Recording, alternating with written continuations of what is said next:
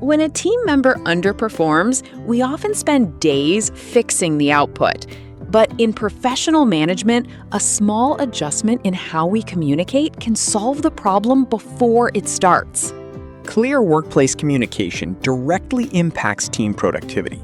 The right phrases keep project timelines on track, save valuable office hours, and help leaders retain top talent. Before diving into our main topic today, let us warm up with a quick 5-second test to see how your current communication style supports your team. An employee just made a common mistake on a client file. As their leader, how do you choose your response? Option A, we cannot afford these errors. Fix it immediately. Option B, I notice a gap in this version. Let us review the main checklist before the next submission. Here is the catch. Most leaders choose option B because it sounds professional. However, this exact response contains an unexpected loophole that can create unintended dependency. The real answer and the practical business logic behind it will be revealed at the end of this video. It offers practical solutions for effective team management. Right now, let us look at our first workplace situation to see how minor adjustments in daily phrases can increase team accountability and save valuable office hours.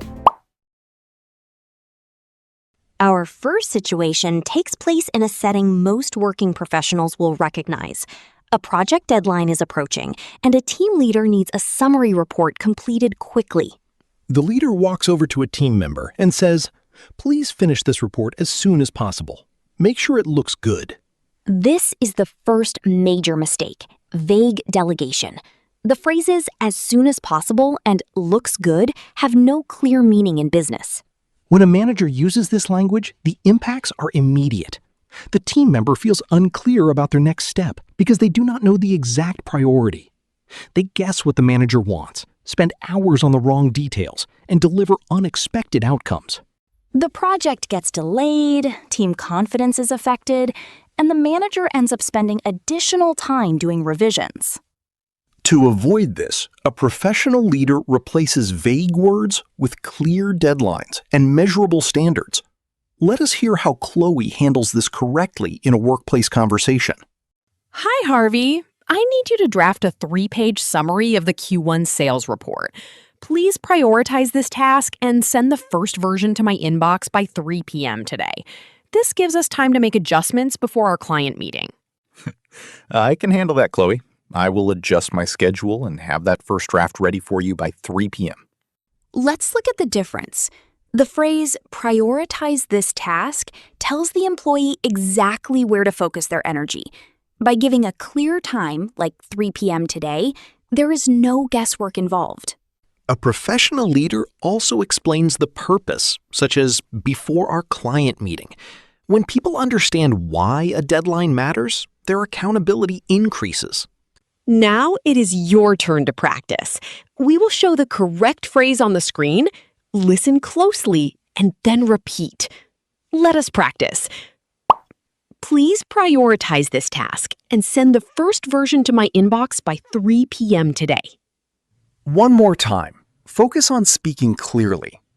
Please prioritize this task and send the first version to my inbox by 3 p.m. today. Excellent work. But giving vague instructions is only the beginning. The second mistake is a habit that reduces team initiative and turns managers into leaders who handle every small decision themselves. If you feel like your team members cannot make a single decision without asking you first, you might be making this next mistake. Let us look at our next situation. Welcome to our second situation. This one focuses on how a leader monitors daily progress and why the way you check in with your team matters far more than how often you do it. The professional approach here is to build a shared schedule with clear check-in points. This gives team members the space to own their work while keeping the manager informed at agreed times, not at random moments throughout the day. However, many managers fall into a common pattern.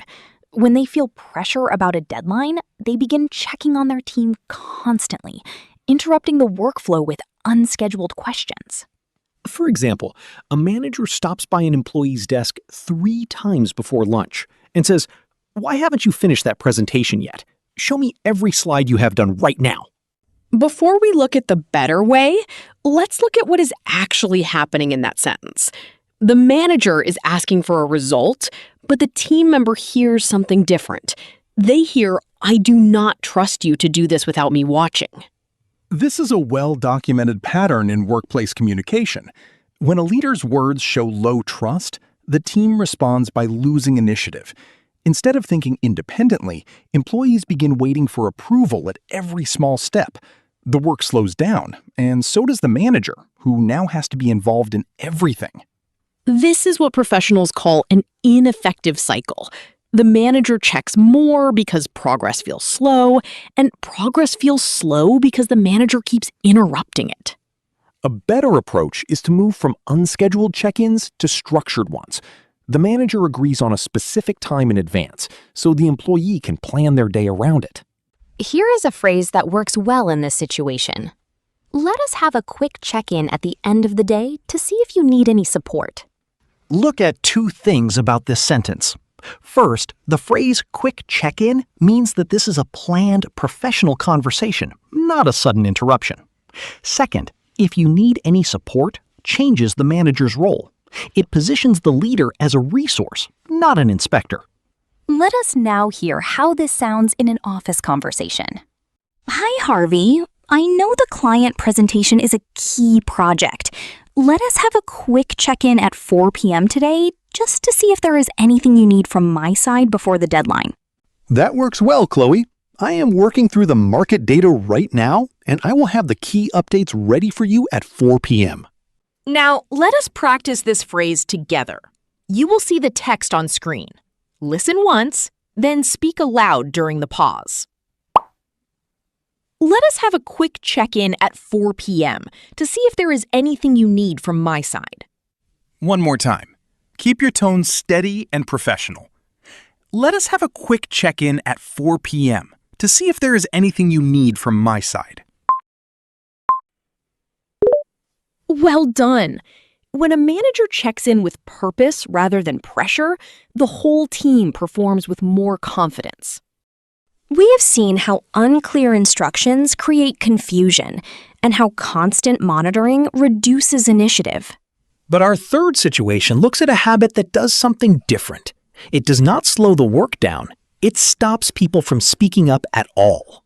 When team members bring ideas or concerns to a meeting, and the leader's response closes the conversation immediately, something important is lost. We will show you exactly what that looks like and what to say instead. In our third situation, we look at how a leader responds when a team member shares a different opinion during a meeting. Let us listen to the first approach.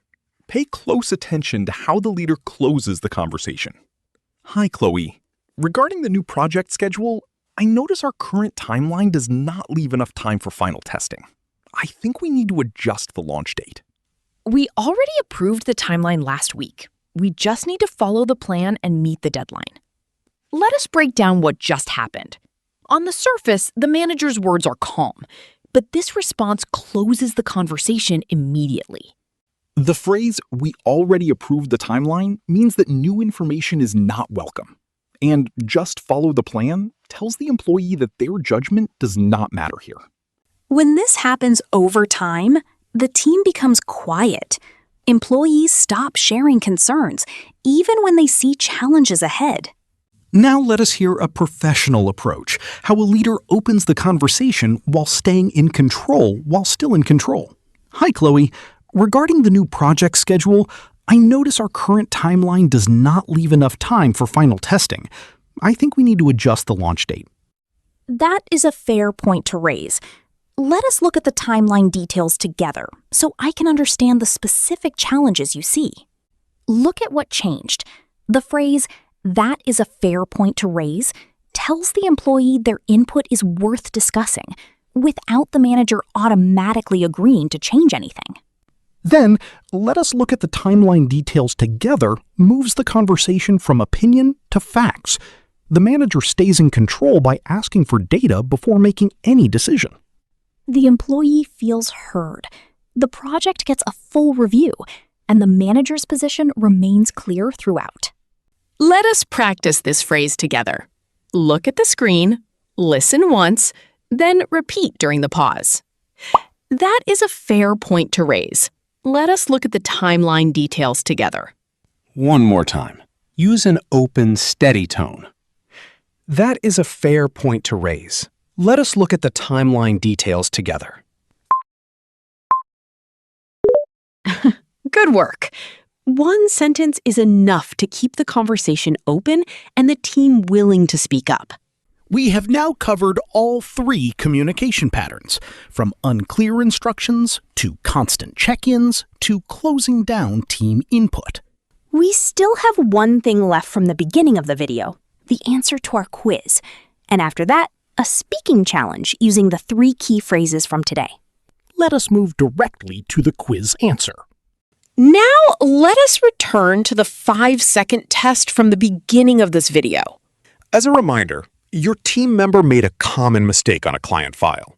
Option A was, we cannot afford these errors. Fix it immediately. Option B was, I notice a gap in this version.